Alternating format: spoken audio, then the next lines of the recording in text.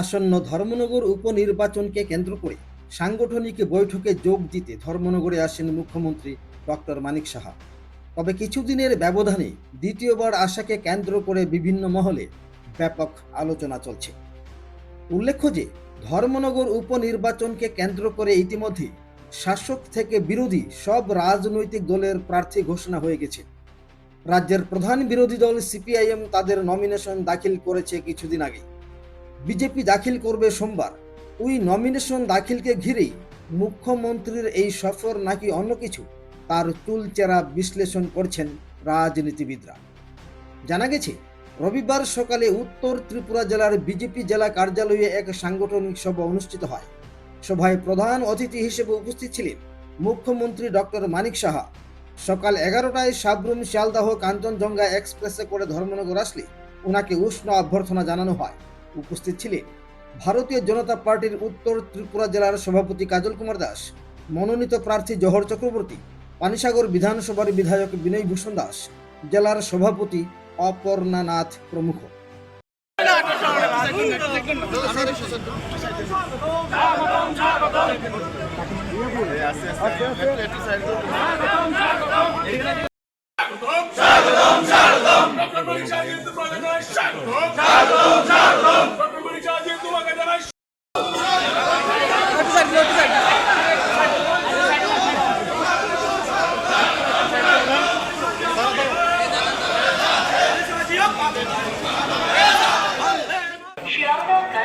এমনিতে নতুন করে বলার কিছু নেই। পরিবেশ পরিস্থিতি ভারতীয় জনতা পার্টির অনুকূলে আমাদের প্রার্থী সর্বজনক রাজ্য প্রার্থী, এবং আমরা আমাদের কাজের নিরিখে মানুষ আমাদের সঙ্গে আছেন। আমরা বিপুল ভোটের ব্যবধানে জয়লাভ করব, এই ব্যাপারে কোনো সন্দেহ নেই।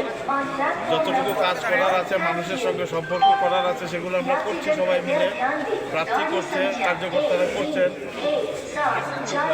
আমাদের বিশ্বাস মাননীয় মুখ্যমন্ত্রী আমাদের ডক্টর মানিক শাহ মহোদয়ের নেতৃত্বে রাজ্যে যে উন্নয়নের কর্মযজ্ঞ চলছে, সেটাকে ধর্মনগরেও আরও প্রশস্ত করার স্বার্থে ধর্মনগরবাসী আমাদের যে প্রার্থী আছে জহর চক্রবর্তী, ওনাকে বিপুল ভোটে জয়যুক্ত করে বিধানসভাতে পাঠাবেন। এবং ধর্মনগরবাসীর জন্য কি বলতে আগামী দিনে?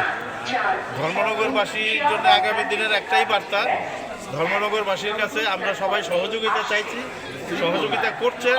এবং আমাদের প্রার্থী জয়যুক্ত হওয়ার পর আমাদের যে প্রয়াত বিধায়ক ছিলেন, অধ্যক্ষ ছিলেন বিধানসভা বিশ্ববন্ধু সেন মহোদয়, উনিও কাজ করেছেন যথেষ্ট পরিমাণে, এবং ওনার অসম্পূর্ণ কাজগুলো সম্পূর্ণ করবেন এবং আগামী দিনে ধর্মনগরকে আরও এগিয়ে নিয়ে যাবেন। ধন্যবাদ। পরে বিজেপি জেলা কার্যালয়ে আসন্ন উপনির্বাচনকে কেন্দ্র করে এক সাংগঠনিক বৈঠক অনুষ্ঠিত হয়।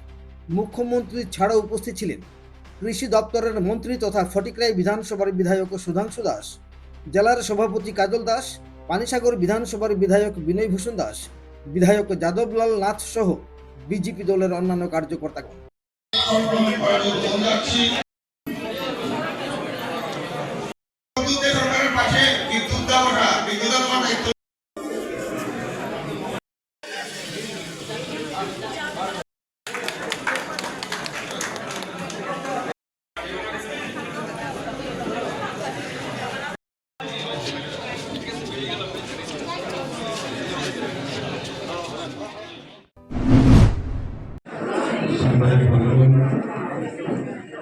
আজকে আপনারা সবাই জানেন যে নির্বাচন বিধানসভা ধর্মনগরে যে উপনির্বাচন আমাদের প্রাক্তন স্পিকার ছিলেন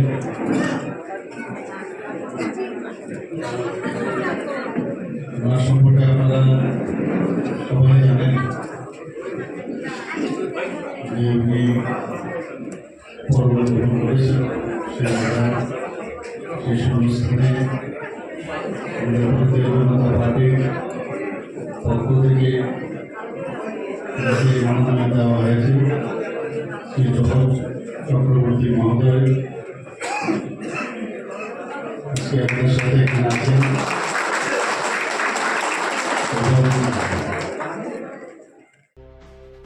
কিন্তু জনতার প্রশ্ন হলো, মুখ্যমন্ত্রীকে কেনই বা বারবার আসতে হচ্ছে?